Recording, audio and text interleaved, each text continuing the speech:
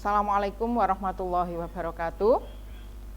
Alhamdulillahirabbil alamin. Anak-anakku sekalian, siswa-siswi SMA Negeri 1 Prambon, kita bisa berjumpa lagi dalam pembelajaran daring matematika. Meskipun saat ini dalam suasana pandemi, namun pembelajaran harus tetap berlangsung dan kalian juga harus tetap semangat untuk belajar. Pesan saya untuk kalian, siswa-siswi kelas 10 matematika MIPA, matematika peminatan kelas 10 MIPA 1, 2, 3, 4, dan 5. Ingat pesan pemerintah, ikuti protokol kesehatan, selalu pakai masker kalau keluar, kemudian masuk ke dalam rumah cuci tangan, dan yang paling penting adalah konsumsi makanan yang sehat, makanan yang bersih, dan yang jelas harus halal. Baiklah, pada kesempatan kali ini saya akan melanjutkan materi sebelumnya. Di materi sebelumnya kalian sudah mempelajari bersama tentang vektor, apa itu vektor, bagaimana lambangnya, vektor oposisi, dan lain sebagainya. Saat ini yang akan kita pelajari adalah kesamaan dua vektor.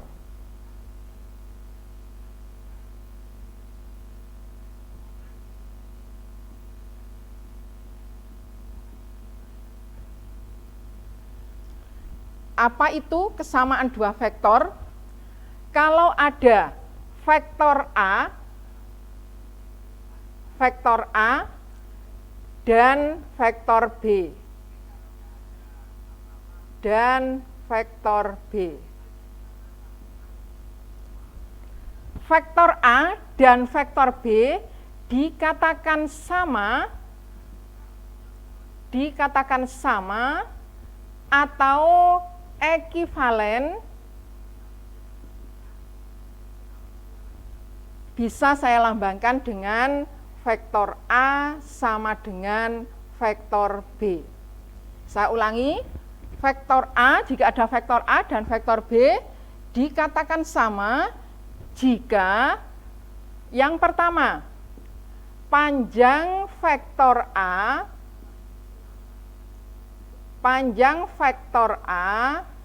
sama dengan panjang vektor B.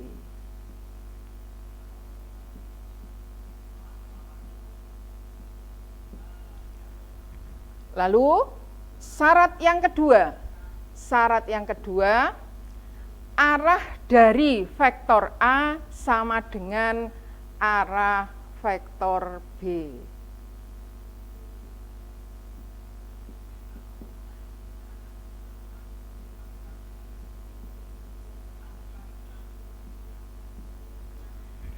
Bisa kita simpulkan bahwa dua vektor dikatakan sama atau ekivalen jika panjang dan arahnya sama. Sebagai contoh, saya mempunyai vektor A yang panjang dan arahnya seperti ini.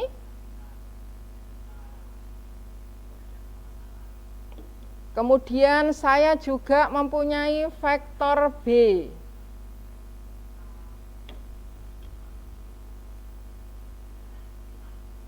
Ini adalah vektor A, ini vektor B.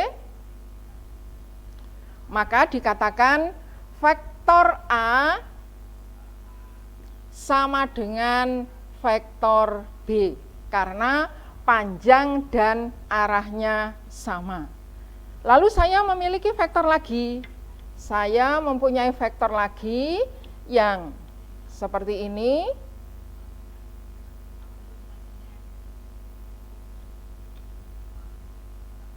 Ini ada vektor C.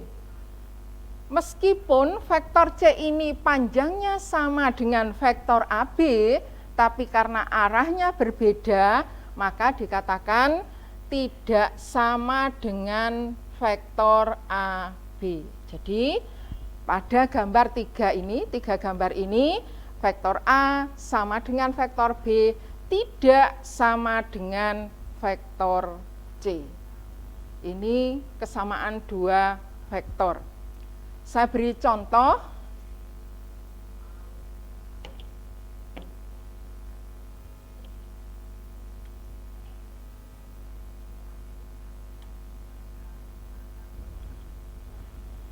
Ya, perhatikan, saya mempunyai jajaran genjang A, B, C, D. Dari A ke B, saya beri nama vektor A. Dari D ke C, saya beri nama vektor B. Dari A ke D, saya beri nama vektor C. Kemudian dari B ke C, saya beri nama vektor D. Maka dari bangun jajaran genjang ini bisa kita peroleh dua pasang vektor yang sama, yaitu vektor A sama dengan vektor B, karena ini adalah jajaran genjang, panjang dan arahnya sama untuk sisi-sisi yang sejajar. Kemudian sisi yang lainnya vektor C sama dengan vektor D. Karena ini pada bidang gambarnya, maka ini disebut dengan kesamaan dua vektor pada bidang.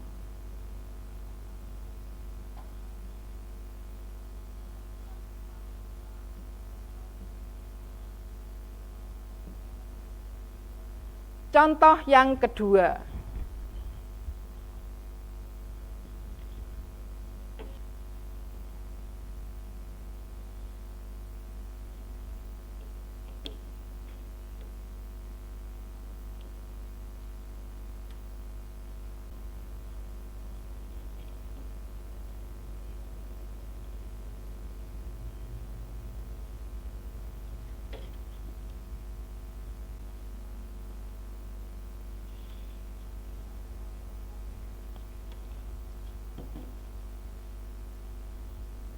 Contoh kedua, perhatikan kubus A, B, C, D, E, F, G, H.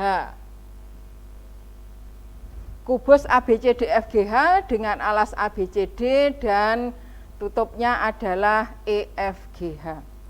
Perhatikan dari titik A ke titik F, dari titik A ke titik F, saya hubungkan, saya beri nama vektor A. Vektor A. Kemudian dari titik D ke titik G, itu adalah gambar yang bagian dalam. Kalau dalam 3 dimensi saya letakkan menjadi 2 dimensi, menjadi seperti ini, titik-titik garisnya berupa garis potong-potong atau garis tidak mulus. Lalu ini saya beri nama vektor B. Karena AF merupakan diagonal sisi yang arahnya ke arah sana sama dengan ini, searah dengan DG, maka dikatakan sama-sama diagonal sisi. Ini bangun kubus, maka vektor A sama dengan vektor B. Mana lagi pada kubus ini vektor yang sama? Misalnya saya punya diagonal sisi lagi, yaitu HF. HF saya hubungkan.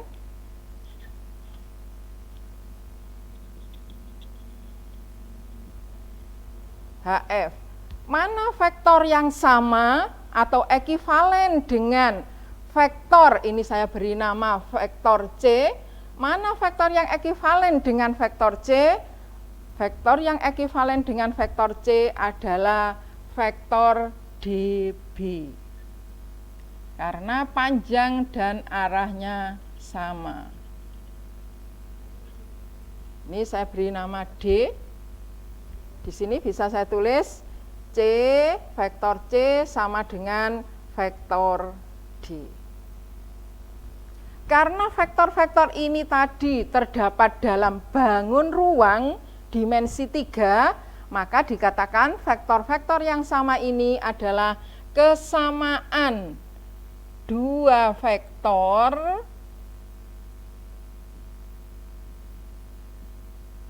pada ruang.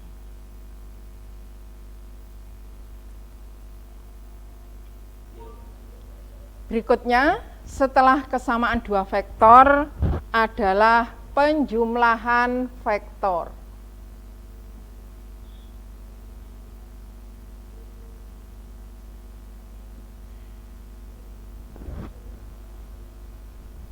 Vektor C, kalau saya punya vektor C, dikatakan merupakan jumlah dari vektor A dan B. Vektor C merupakan jumlah dari vektor A dan B, atau ditulis dengan C sama dengan A plus B.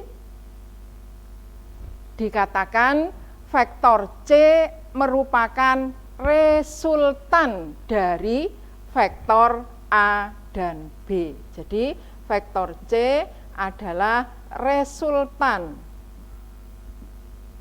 dari vektor A dan B. Bagaimana menjumlahkan dua vektor? Ada dua cara, yaitu dengan cara segitiga dan cara jajaran genjang atau paralelogram. Namun pada saat ini saya jelaskan satu cara saja, yaitu dengan segitiga. Kalau saya mempunyai vektor A yang arahnya seperti ini,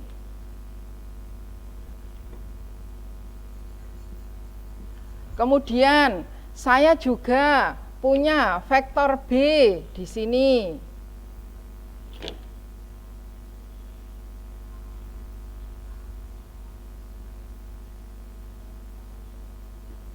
Bagaimana mencari jumlah atau resultan dari vektor A dan vektor B secara segitiga? Maka caranya kita pindahkan atau kita geser vektor B supaya pangkal dari vektor B itu menempel di ujung vektor A. Cara menggesernya, kita geser, seharusnya ada dua penggaris ya. Dua penggaris kita geser besar dan arahnya harus sama. Saya ulangi, pangkal dari vektor B kita tempelkan ke ujung dari vektor A. Ini adalah vektor B. Untuk menunjukkan bahwa ini sejajar dan sama besar, saya beri garis bantuan, garis putus-putus ini. Di sini juga ini berbentuk jajaran genjang, maka ini sudah menunjukkan bahwa vektor B yang atas ini sama dengan vektor B yang bawah, besar dan arahnya sama. Lalu mana jumlah dari vektor A dan B? Maka ini pangkal dari vektor A dan ujung vektor B kita hubungkan. Ini adalah C. C itu adalah resultan dari A dan B atau jumlah dari vektor A dan vektor B. Ini tadi tentang penjumlahan vektor. Kita lanjutkan bagaimana sifat-sifat dari penjumlahan vektor. Beberapa sifat penjumlahan vektor.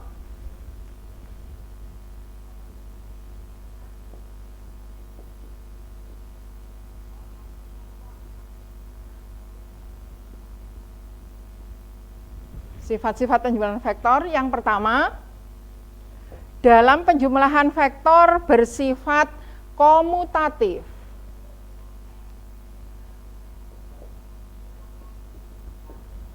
Seperti pada penjumlahan biasa, maka sifat komutatif adalah kalau ada vektor A ditambah vektor B, maka hasilnya sama dengan vektor B ditambah vektor A. Sifat yang kedua adalah bersifat asosiatif.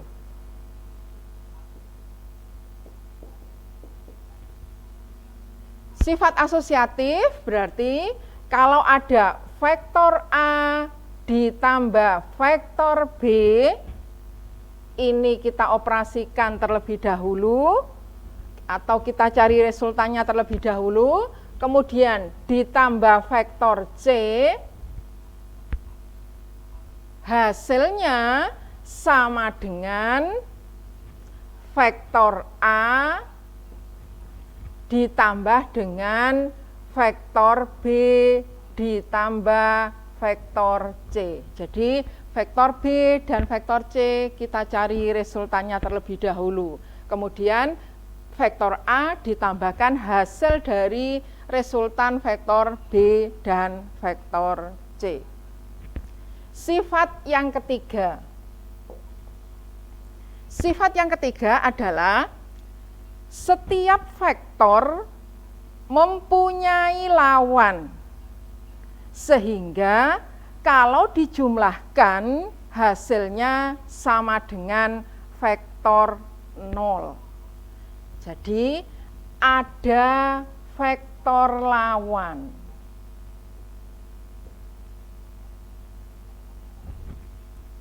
Misal saya mempunyai vektor A.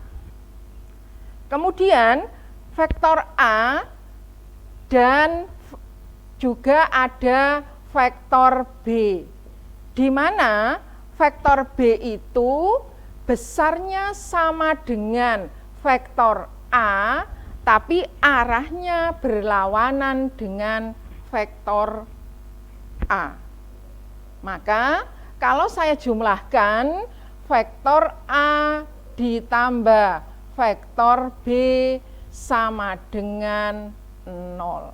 Vektor 0 yaitu vektor yang panjangnya 0 dan arahnya ke segala arah. Saya ulangi, sifat yang ketiga, ada vektor lawan sedemikian hingga kalau ada vektor A dan juga vektor B yang nilainya sama dengan A, arahnya berlawanan dengan A, maka berlaku A ditambah B, vektor A ditambah vektor B sama dengan vektor 0. Kemudian yang keempat, pada penjumlahan itu ada unsur identitas, tidak hanya pada penjumlahan bilangan real biasa, tapi pada penjumlahan vektor juga ada unsur identitas. Ada unsur identitas yaitu vektor 0, Artinya apa? Kalau ada vektor dijumlahkan dengan lawannya, hasilnya sama dengan 0 tadi. Atau kalau ada vektor ditambah vektor 0, hasilnya sama dengan vektor itu sendiri. Saya tulis vektor A ditambah vektor 0 sama dengan vektor A itu sendiri. Demikian anak-anak yang bisa saya sampaikan pada pertemuan kali ini. Semoga membawa manfaat bagi kalian dan kalian juga tetap diberi kesehatan oleh Allah Subhanahu wa Ta'ala. Kita akhiri pertemuan ini dengan bacaan Alhamdulillahirabbil alamin. Assalamualaikum warahmatullahi wabarakatuh.